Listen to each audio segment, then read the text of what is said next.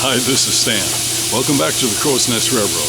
Well, we're out at the Adobe Western Railroad Park, operated by Maricopa Live Steamers, and we're getting Bill Party's beautiful Prairie steamed up, warmed up, ready to go. It's our first night of the holiday passenger runs, so we're excited, and let me give you a quick tour.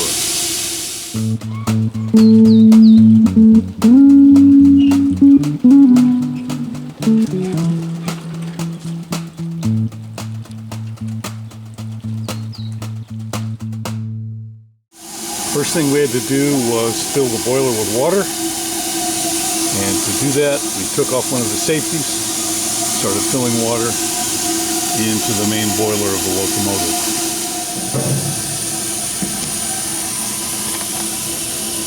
And next, fill up the tender, make sure we got water to go. And here's our compressed air running for blower right now. We filled about halfway up the glass to start, and Bill has fired up propane. Take a look at the fire down in there.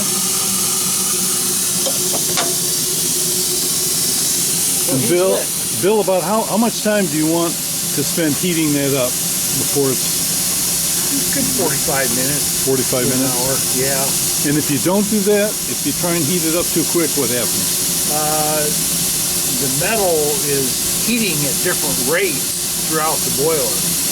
So you get one end, like up toward the smoke box, it's cool, and at the fire box, it's hot. And so that you want to try to reduce that differential. So now we have lots more chores to do. See, Bob's doing a little cleanup there while Bill is checking on the injectors. Right here.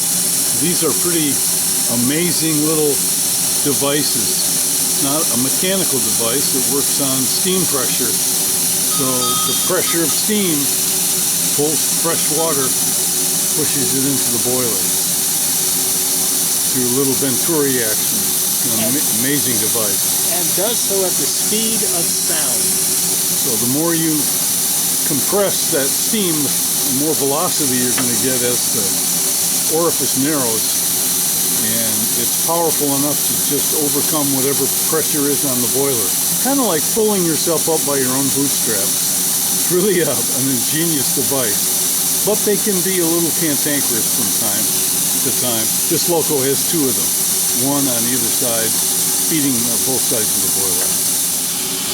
So, where does the steam come through on this? Right up to that little center hole. Yep. Okay. And this is surrounded by water. And at Venturi, it shoves it. Right. Shoves it in toward the boiler. Ouch. Ooh, it's getting hot. Now check it out, Stan. Oh yeah, now it moves up and down. Yeah. It's spring action now. Yeah.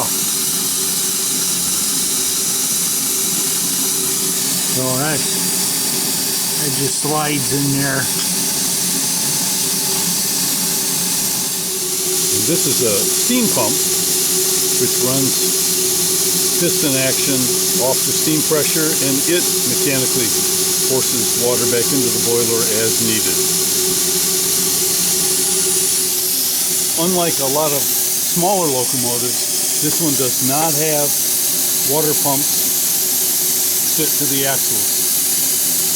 My little loco, steam loco, it's got little axle pumps that run off the eccentric. This does not. Amazing mechanical forest down in here, and we're going to have to get this lubed up at some point in our preparation project. All right, you can see a little bit of action on the water here. It's starting to get warm enough to roll around and kind of like a disturbed action. And here we're getting off zero on the PSI pressure gauge, so we're starting to get some steam pressure.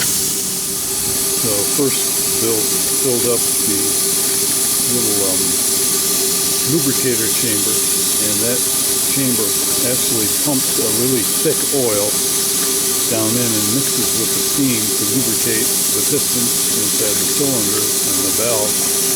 And now he's moving up all of the moving parts that we can see. Get that with the grease done. A couple of grease fittings on here. Yeah. And if you're not all that familiar with steam engines, this is the drive part.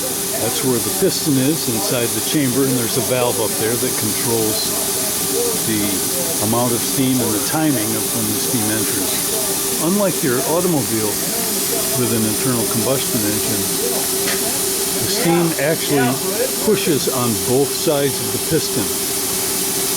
Not like your car or a lawnmower, which only pushes on one side of it. So this way and that way. And so these cranks are offset, but not like the pedals on a bicycle that are 180 apart.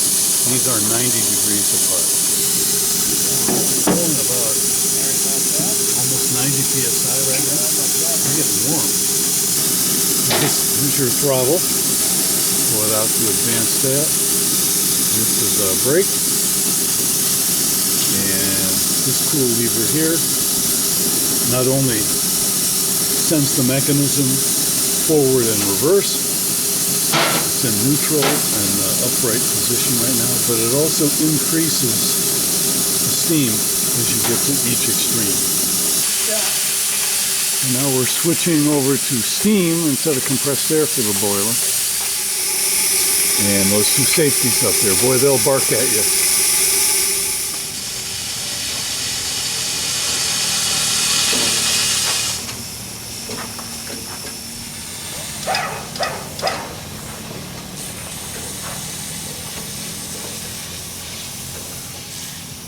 Going eastbound, clear.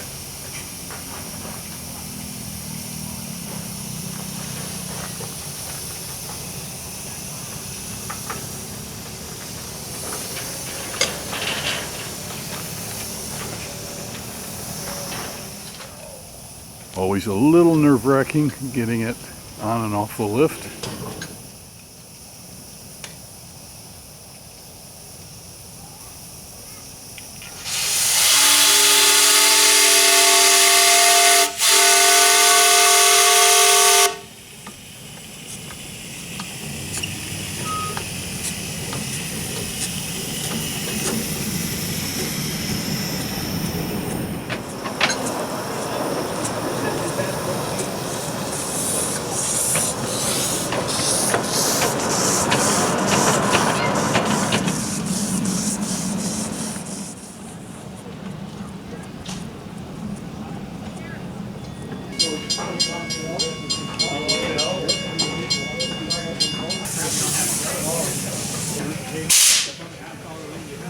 Checking all the passenger cars out, make sure the safety chains are on and everything's coupled up.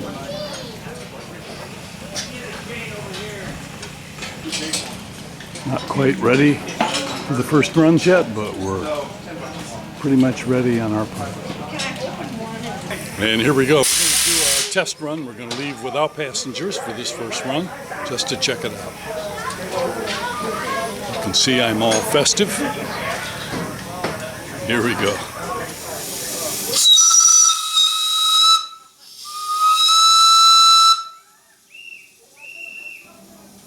All right, Bill blasts the horn twice, and then if everything is all safe to take off, then the conductor will respond with 2 toots on the whistle, and we're ready to go.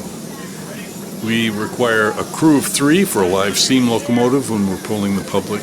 We've got the engineer, of course, and then the conductor way in the back, who's keeping an eye on things, and he's got an alarm button that will signal the engineer to stop the train if there's any trouble, and a fireman, and that's what I'm doing. I'm extra eyes and ears for the engineer, looking ahead, looking around, making sure everything is as safe as possible. So We're just going to show a couple highlights here. We don't have time for a full trip around, but grab a hot cocoa, sit back, and enjoy.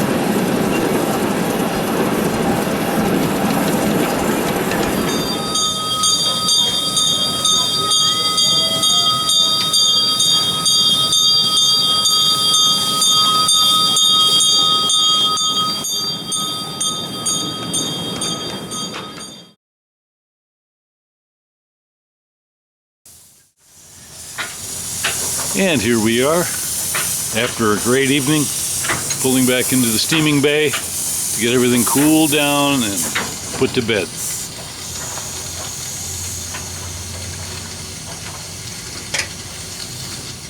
The phone's out of the way.